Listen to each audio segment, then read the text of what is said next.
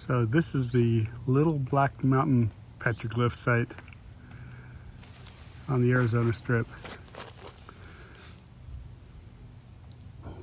This one has lots of directions to get here, BLM websites. It is an area of critical environmental concern and is protected by the BLM. So, some cool stuff there. And just scratches. Let's raise the camera up higher. And we got this big footprint looking thing right there. And around to the south side of the rock. See if I can zoom in for this.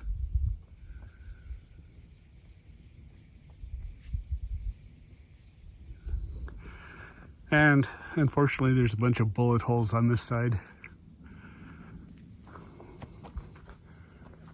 We got some sort of zoomorph there with a grid pattern.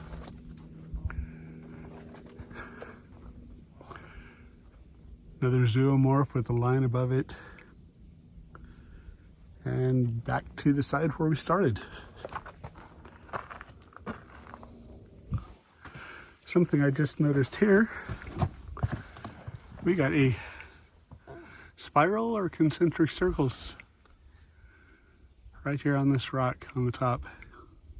So you missed one. Come around here. Or the sun. Oh, lots of. Wow. I'm gonna zoom in here. Oh, cool. We've got a sun-like. Two zoomorphs, either a zoomorph or anthropomorph. Oh yeah, and a trapezoidal guy right here as well. Well, that's the one I didn't know. It was a zoomorph or an anthropomorph. This one right here is an anthropomorph with a couple of zoomorphs, and there's that circles with the radiating lines. It appears to be really old. There's a lot of patina grown back into these glyphs here. Correction, patina doesn't grow, it just develops, covers.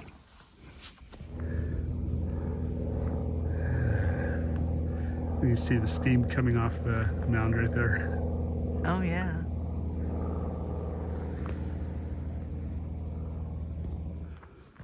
So the question is this all sandstone? And yes, and if we look up here at the top of this ridge, this is the Shivwits conglomerate, which is famous for these large boulders that fall off and occasionally land on top of houses. So the same formation as we have right outside of Zion National Park in Rockville. Yeah.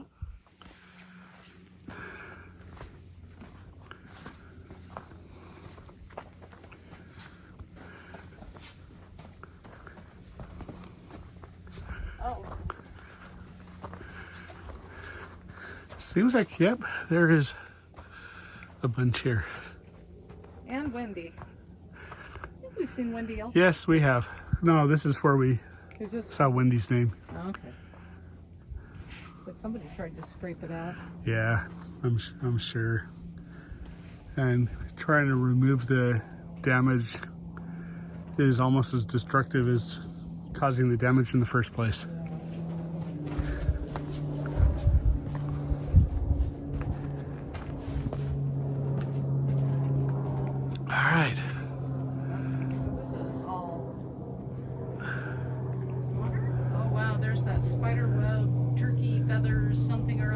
Yeah, it's amazing how similar that is to stuff we've seen in basalt. Well, there's an anthropomorph at the top of it, inside. Yeah, little... Or a zoomorph, sorry. Yes, the things that live in zoos. Yeah, right? All right, there we are. There's another view, and I'll see if I can zoom in on a couple of things later. The top of that rock, at least that face of the rock, is just covered.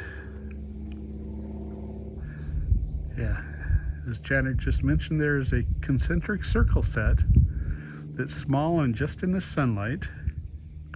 Which is why we can see it. And we'll see if we can paste in a close-up or something. Okay, and now on to the coolest rock in this place. I think they're all cool.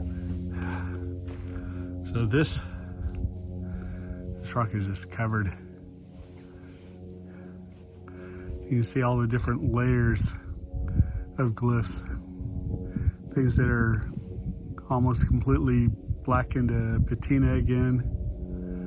The more recent glyphs. The line that goes across the whole thing. So many things on that rock. This one's really fascinating. That upside down anthropomorph that connects to that bird glyph, almost like a hummingbird with that long beak looking thing.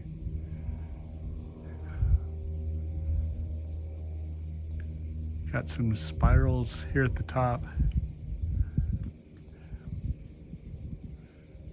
And concentric circles. Oh, there's a lot up there. Okay, so can you see this zigzag right here? Is it a zigzag? Yep. I see a circle. And a circle. Oh, now I can see it. Couldn't see it the other way. Okay, now these up here, these lines. Yeah. And this old archaic looking stuff. Plus historic. In here. Oh my gosh.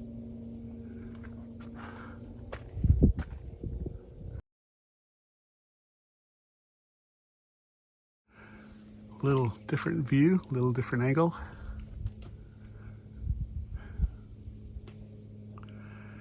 But one of the things that's so cool to me, not to everybody, is that line that comes across the top, goes over the edge. Then we have like some scallop little scrapings, peck marks, places that are chopped out of the edge of that rock.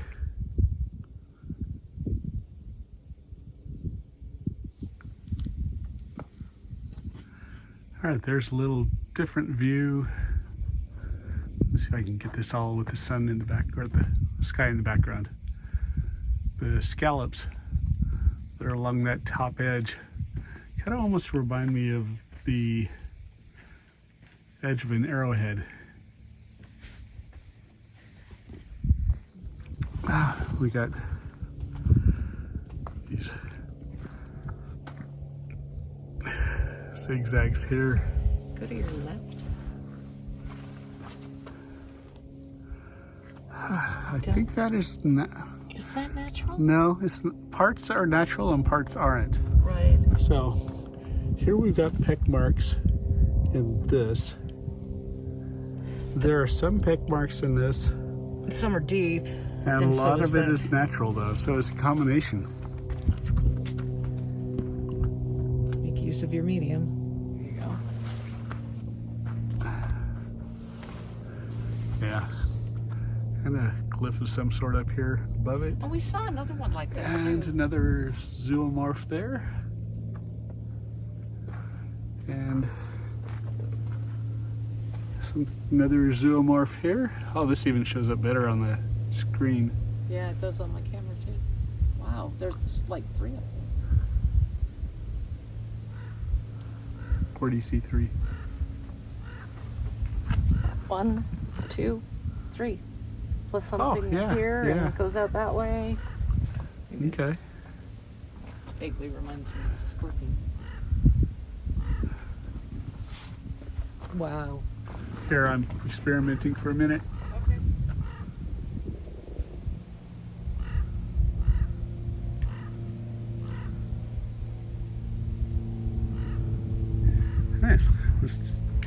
look at that.